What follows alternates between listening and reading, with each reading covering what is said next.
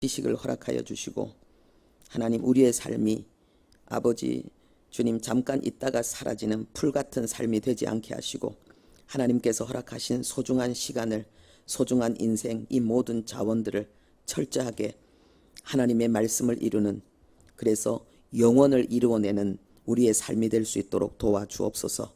예수님의 이름으로 기도합니다. 아멘. 하나님 말씀 보겠습니다. 룻기 2장 14절입니다. 룻기 2장 14절 합독하겠습니다. 식사할 때에 보아스가 룻에게 이르되 이리로 와서 떡을 먹으며 내 떡 조각을 조에 찍으라 하므로 룻이 곡식 베는 자 곁에 앉으니 그가 볶은 곡식을 주매 룻이 배불리 먹고 남았더라. 아멘. 오늘 말씀의 제목은 풍성한 식탁의 은혜입니다. 풍성한 식탁의 은혜. 룻이 말할 수 없는 고난과 슬픔, 그런 수치, 그 아픔이 변하여서 아주 극적인 기쁨으로, 그리고 하나님의 놀라운 그 역전의 역사, 특혜의 영광으로 바뀌는 그런 순간을 지금 우리가 보고 있습니다. 우리가 하나님 앞에서 믿음의 길을 걸어간다는 것은 눈물로 씨를 뿌리는 삶입니다.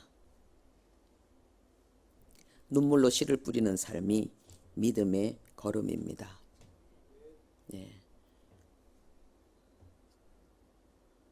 보이지 않는 것, 그런데 우리의 영혼이 꿈꾸고 하나님이 약속하신 것을 향해서 믿음의 씨앗을 뿌리며 나갈 때에 우리는 눈물을 흘리며 그 씨를 뿌릴 수밖에 없습니다.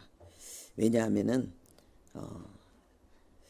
환경과 상황이, 그리고 세상이 우리의 믿음을 응원하지 않기 때문에, 그래서 우리가 믿음의 길을 걸어간다고 할 때는 너무나 외롭고 고독하기 때문에, 아프기 때문에 하나님의 말씀이 위로가 되고, 그리고 하나님의 직접적인 성령의 감화 감동의 역사가 위로가 됩니다.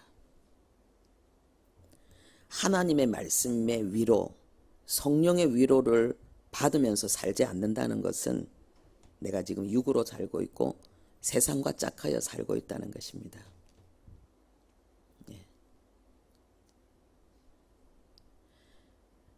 하나님의 진리의 말씀과 세상은 결코 연합될 수 없습니다. 하나님의 사람과 육의 사람은 결코 연합될 수 없습니다. 그래서 우리가 진정으로 하나님의 사람이 되고 싶고 하나님의 뜻을 이루는 길을 걸어가고 싶다면 외로운 길이고 고독한 길이고 눈물을 흘리면서 믿음의 씨앗을 심는 길이 될 수밖에 없습니다. 믿는다고 하지만은 진정으로 그 중심이 하나님 앞에 드려지지 않은 자,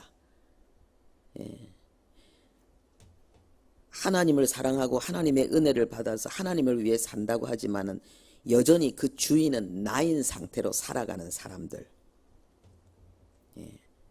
그런 사람들은 믿음의 길을 걸어가는 사람, 보이는 것을 주목하지 않고 철저히 하나님의 약속의 말씀을 붙들고 인내의 씨앗을 뿌리는 사람들을 이해하지 못합니다. 그리고 연합할 수 없습니다.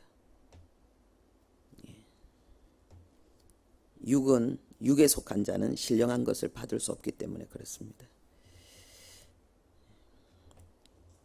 오늘 보아스가 식사의 자리에 룻을 초대했습니다.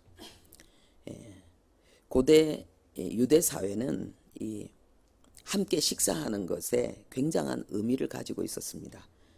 그것은 상대를 인정한다는 것이고, 그리고 각별한 우정을 나타내는 것입니다. 그리고 평화, 사랑, 그 뜻으로 함께 식사를 했습니다. 그리고 언약의 관계, 함께 언약의 공동체의 일원임을 확인하는 표시로 식사를 같이 했습니다. 그래서 예수님께서 세리와 죄인들과 함께 식사할 때에 바리새인들이 굉장히 당혹스러워했던 이유가 바로 그것입니다. 아니, 저가 진짜 선지자라면 어떻게 죄인과 함께 식사할 수 있냐는 거예요. 그런데 보아스가 이방 여인, 그리고 남편 잃은 가장 연약한, 그리고 비천하고 가난하게 된 이 여인을 자기 식사 자리에 초대했다는 것은 굉장한 많은 의미를 내포하고 있습니다. 첫 번째로는 보아스가 룻의 신앙을 높이 인정하고 존중하고 있다는 것을 모든 사람들에게 공포하는 것입니다. 두 번째는 이 룻이 보아스에게 있어서 아주 특별한 존귀한 자임을 주위 사람들에게 알리고 있는 것입니다. 아무나 함부로 대할 수 없도록 하는 거죠. 그리고 세 번째로는 룻이 과거에는 이방 여인이었지만은 하나님 밖에, 하나님의 공동체 밖에 있는 자였지만은 이제는 어엿한 하나님의 백성이며 하나님의 공동체의 일원이 되었음을 공식적으로 알리는 그런 멋진 자리입니다. 그리고 이 룻이 보아스로부터 식사 자리에 초대받아서 거기서 음식을 먹고 사랑을 받는, 인정을 받는 이 내용을 아주 자세하게 기록하고 있습니다. 여기에는 우리가 이해해야 될, 그리고 우리가 함께 은혜 받아야 될 영적인 의미들이 있기 때문에 그렇습니다. 룻이 이방 여인으로서 이 베들레헴에 돌아왔습니다. 베들레헴은 떡집이죠. 복음의 말씀 안에서 우리의 생명의 떡 대신 예수 그리스도의 풍성한 은혜로 안식을 누리고 있는 모습을 우리에게 나타내고 있습니다. 그것은 바로 오늘날 우리가 예수를 믿고 하나님의 자녀가 되어서 룻이 보아스에게 그 믿음의 인정을 받고 환대를 받는 것처럼 우리가 하나님 앞에 우리의 믿음이 인정을 받고, 그리고 하나님의 특별한 은총 속에서 하나님의 공동체의 일원으로 특권을 누리는 삶을 살고 있는 우리의 모습을 지금 하나님이 나타내고 있는 것입니다. 그리고 여기 보면은 특별히 볶은 곡식을 배불리 먹고 남았다는 그 내용이 기록되어져 있습니다. 이 굉장히 중요한 복음의 의미를 우리에게 가르쳐주고 있는데요. 예수 그리스도께서 불에 볶인 그 곡식처럼 우리를 위한 불같은 그 시련의 십자가를 지신, 그래서 우리의 제물이 되신 것을 예표하고 있습니다. 그리고 우리는 그 은혜로 말미암아서 죄사함을 받고 새롭게 되어서 이제 우리의 영혼은 더 이상 곰핍하고 고독하고 괴로운 자가 아니라는 것을, 하나님의 사랑 안에서 만족한 그런 안식을 누린다는 것을 우리에게 가르치고 있는 것입니다. 또한 배불리 먹고 남았다는 것은 이 하나님의 말씀, 하나님의 말씀이 성령의 감화 감동으로 말미암아 우리의 영혼에 깨달아질 때 이 볶은 곡식이니까는요. 하나님의 말씀이 성령의 그 가르치심, 깨닫게 하심의 은혜로 말미암아서 우리의 영혼 가운데 깊이 깨달아질 때에 우리의 영혼 가운데 이 영적인 기근이 끝나는 거예요. 영적인 기근이 끝나는 거예요. 우리의 영혼의 고통이 무엇입니까? 하나님의 사람은 환경적인 외부적인 상황과 조건으로 인해서 괴로워하는 자들이 아닙니다. 그 환경과 상황 속에 하나님의 뜻을 찾지 못하고 그 숨겨진 그 비밀하고 복된 하나님의 뜻을 이루어 나가는 영적인 축복을 누리지 못하기 때문에 괴로운 것입니다.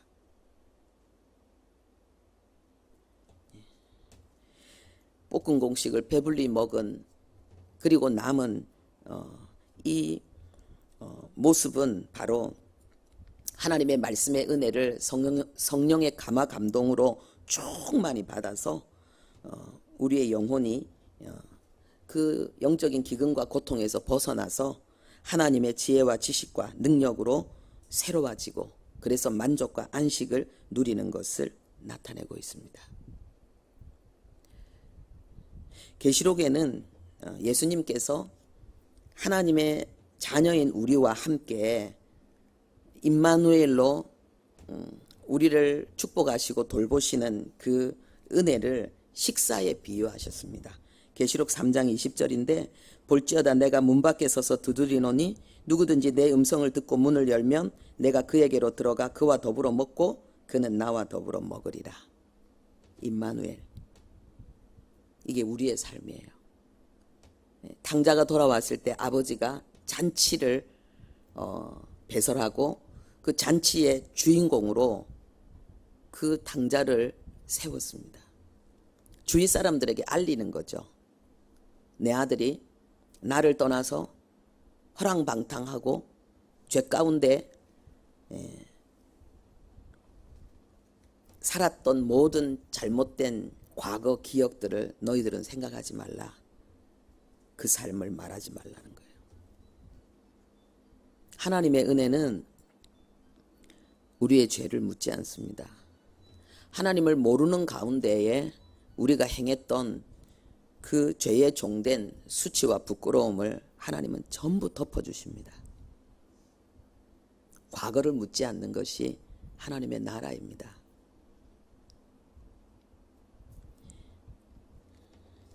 사단은 우리를 판단하고 정죄하는 자입니다.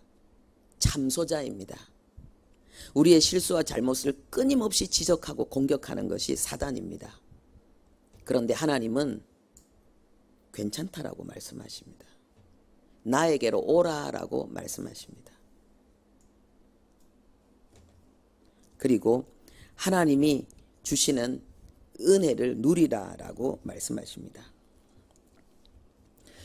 사람들은 맛있고 풍성한 식사, 그 즐거운 대화 속에서 서로 마음을 나누고 그리고 서로 소식을 전하고 서로에 대한 믿음을 키워나갑니다.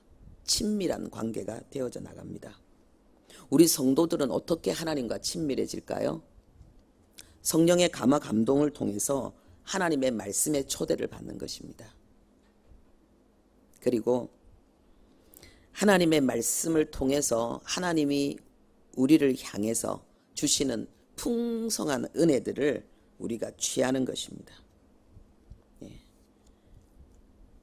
그러면은 예수 그리스도의 피와 살을 먹고 마시는 그 은혜가 우리 안에 역사하고 그리고 우리의 영혼은 배부르고 환희와 감격을 누리게 됩니다. 저는 어제 그 욥기를 읽으면서 눈물로 욥기를 읽은 건 처음이에요. 욥기를 읽는데 얼마나 제가 눈물이 나는지 그 욥의 마음이 그대로 느껴지는 거예요. 그 아픔이 그대로 느껴지는 거예요. 그리고 우리 성도들 얼굴이 한 사람 한 사람 떠오르는 거예요. 욥과 같은 고난을 받고 있는 성도들이 떠오르고 그리고 제가 하나님 앞에 호소하는 기도가 생각이 나면서 하나님 욥의 은혜가 욥의 결말이 갑절의 은혜잖아요. 하나님 우리 안에 이루어지게 해달라고 제가 기도를 했는데요. 우리가 말씀의 은혜를 받지 못하는 이유는 다른 것으로 지금 우리가 살고 있기 때문에 그래요. 우리가 세상을 즐거워하고 있고 사람과의 사귐을 즐거워하고 있고 뭔가 세상 속에서 사람을 통해서 다른 것에서 우리가 은혜를 구하고 있고 은혜를 받고 있기 때문에 우리의 영혼이 배부르기 때문에요. 하나님의 말씀의 은혜를 못 받는 거예요. 여러분 배부른 사람에게는 산의 진미도 쓴 약과 같습니다. 못 먹습니다. 근데 배고픈 사람에게는요. 쓴 것도 달콤합니다. 우리의 영혼이 갈급하면 우리의 영혼이 가난하고 애통하면 하나님의 말씀은 열립니다. 가난하고 겸손하고 낮아진 심령 속에 하나님의 성령의 은혜는 부어집니다. 그리스도인의 삶은 그리스도인의 삶의 본질은 그 믿음의 자원은 하나님의 말씀을 통해서 우리에게 주어지는 거예요. 우리 안에 있는 수많은 우상들, 지식 우상, 사람 우상, 세상적인 모든 명예 우상, 사람의 인정과 칭찬의 우상, 우리가 다른 것으로 인해서 만족하고 있으면 우리의 영혼은 성령의 교통으로 하나님의 말씀으로 새로워지지 않아요. 하나님이 의인을 고난 가운데서 하나님이 교육하시고 훈련하시는 이유가 바로 그거예요.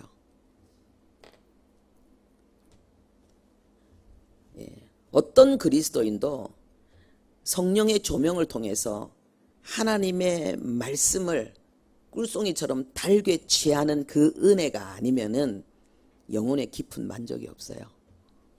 그리고 오랫동안 일관된 성령 충만한 삶은 안 됩니다. 성령 충만한 사람을 만나서 교제할 때에 우리는 성령 충만함을 받습니다. 그런데 헤어지면 소멸합니다. 성령 충만한 모임 가운데 우리가 찬양하고 말씀을 들으면은 은혜 받습니다. 근데 떠나면은 소멸되어집니다.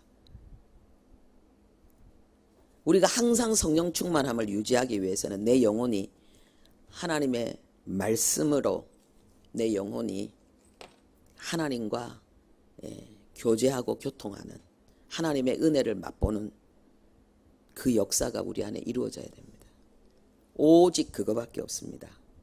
말씀과 기도. 하나님의 말씀을 통해서 하나님을 만나는 거예요. 풍성한 은혜의 식탁을 하나님의 말씀을 통해서 기도를 통해서 누리는 것입니다. 하나님 아버지 감사합니다. 우리가 말씀의 은혜를 나눌 때에 우리는 그만큼 더 세상을 흠모하지 않고 세상 가운데서 경건한 하나님의 사람으로 기쁘게 하나님 아버지 살아갈 수 있습니다. 아버지여, 말씀과 기도로 거룩해진다고 말씀하셨습니다. 하나님 아버지, 오늘 하나님의 말씀을 듣는 모든 자들에게 이 은혜가 있게 도와 주옵소서. 하나님 스스로 하나님의 말씀을 통해서 성령의 조명하심 가운데에 날마다 주의 은혜를 취하는 자들 되게 도와 주옵소서. 십자가 그 놀라운 복음의 능력, 부활의 영광을 하나님의 말씀 속에서 아버지 하나님이여 영으로 늘 취하는 자들 되게 도와 주시옵소서. 하나님, 그래서 더 이상 영적인 기갈, 하나님 아버지 무지와 연약함 가운데 헤매지 않게 하시고, 아버지여 하나님의 말씀을 아버지 든든히 언약으로 붙들고 하나님 충만한 임재 속에서 생명의 길을 걸어가는 당신의 귀한 종들 다 되게 도와주옵소서. 날마다 기막힌 새날을 하나님의 은혜 속에서 누리는 자들 되게 주옵소서. 세상이 감당하지 못하고 사단이 이제는 더 이상 그 어떤 것으로도 유혹할 수 없고 미혹할 수 없고 흔들 수 없는, 흔들릴지라도 즉시 하나님 앞에 돌아와 하나님 아버지여 진리의 지식으로 하나님의 은혜로 바른 길 걸어가는 귀한 종들 되게 주옵소서. 예수님의 이름으로 기도합니다. 아멘.